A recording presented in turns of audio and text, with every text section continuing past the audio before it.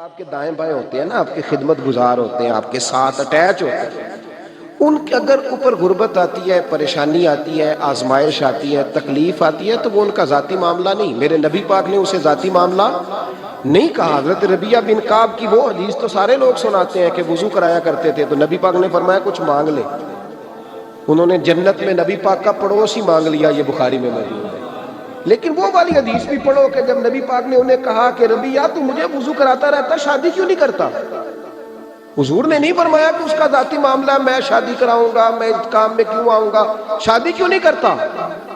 اس کی حضور کوئی کاروبار نہیں، کوئی معاملہ نہیں، کوئی رنگ روپ نہیں، اور آپ کی خدمت سے بھی رک جاؤں گا. کہتے ہیں حضور خاموش ہو گئے. اگلے دن پھر پوچھا نکاح کیوں نہیں کرتے؟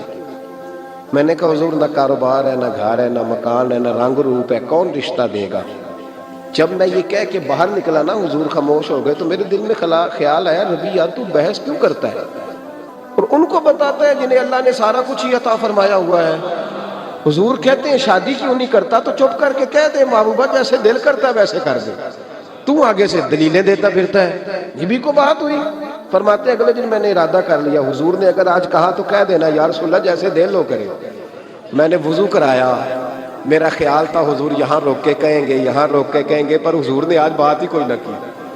میں دیر تک سوچتا رہا یہاں کہیں گے، یہاں کہیں گے، پر آج حضور نے بات ہی نہ کی. میں پچھتا رہا تھا کہ 2 دن موقع ملا میں نے ضائع کر دیا.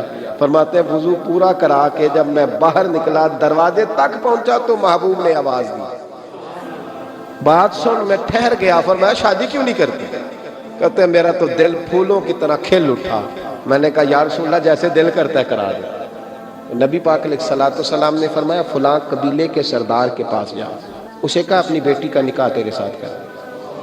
کہتے میں گیا، تھوڑی دیر کے لیے توقف کیا انہوں نے، لیکن پھر وہ راضی ہو گئے. میں واپس آیا.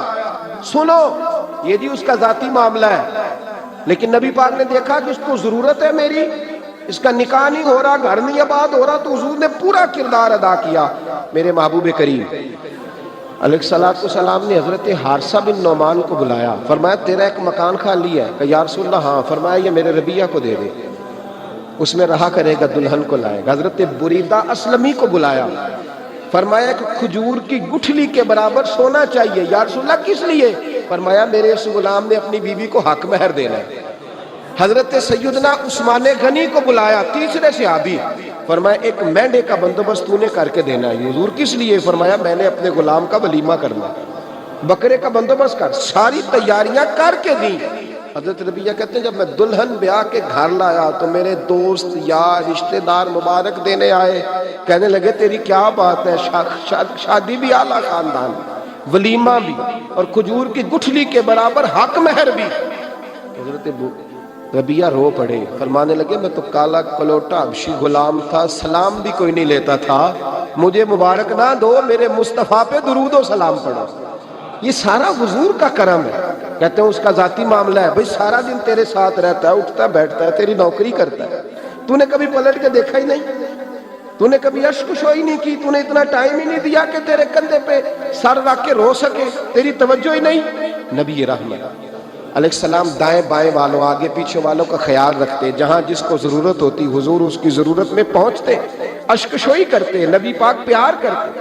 کہتے ہیں اس کا ذاتی معاملہ ہے. میں کیا کروں؟ سنو حضرت جابر بن عبداللہ رضی اللہ تعالیٰ عنہ کے جو والد تھے نا حضرت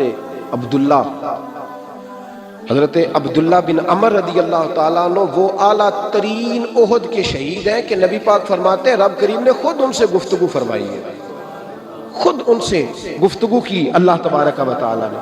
حضرت جابر بن عبداللہ کے والد عبداللہ بن عمر احد میں شہید ہو گئے.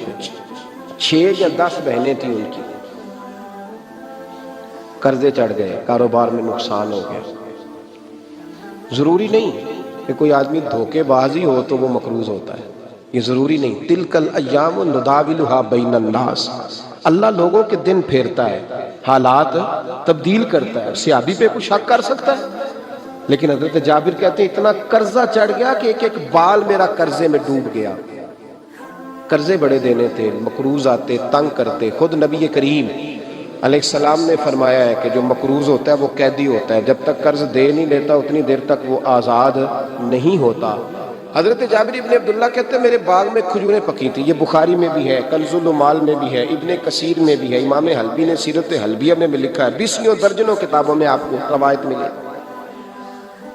فرمانے لگے کھجوریں جب میری پک کے تیار ہو رہی تھی تو مقروض جب پیسے لینے آتے تو میں کہتا قرضے یہ کھجوریں پکتی ہیں تو دیتا ہوں. یہ ہم پنجاب کے لوگ کیا کہا کرتے تھے، ہاڑی سونی جی، یہاں چاول کی فصل پہ، یہاں گندم کے. ہم نے تو کپڑے لیے ہوتے تھے ادھار دکانوں سے کہ فصل پکتی ہے تو پھر دے دیتے ہیں. کہا کھجوریں پکتی ہیں تو دیتا ہوں. فرماتے پتہ مجھے بھی تھا کھجوریں زیادہ تھوڑی ہیں اور جن کے پیسے دینے ہیں وہ پیسے. فرماتے ہیں کھجوریں پک گئی، اتاری تو یہ تو 11 گنا بھی اور ہو تب بھی قرضہ نہیں اترتا. کہتے ہیں میں نے دوستوں سے، یاروں سے، رشتہ داروں سے، وہ جو کہتے نہیں کوئی حکم ہوا تو بتانا، پھر جس دن بندہ حکم بتاتا ہے اس دن کہتے ہیں آج سویرے ہی بچہ پیسے لے گیا. یہ تو 2 گھنٹے پہلے بتاتا تو تیرا کام. ہنس رہے ہیں آپ بیچ بیچ میں سے، 2 گھنٹے پر لیٹ ہیں آپ، بلکہ کئی تو پونے گھنٹے کا ٹائم دیتے ہیں. کہتے پونا گھنٹہ پہلے تو آ جاتا تو تیرا کام بس. اور جب بھی آپ فون کرو اسے اگلی دفعہ کرے تو پھر شاید آدھے گھنٹے کا ٹائم دے دیں کہ آدھا گھنٹہ ہو گیا تو لیٹ ہو گیا، ورنہ کام بالکل تیار تھا. اور ہمارے زمانے میں تو دوستی قائم رکھنی ہے تو صرف اس سے رہ سکتی ہے جسے آپ کام نہ بتائیں. حالانکہ اس دوست کا کیا مطلب، دنیا تے جو کام نہ آیا اوکھے سوکھے ویلے، اس بے فیضے سنگی کولوں بہتر یار اکیلے.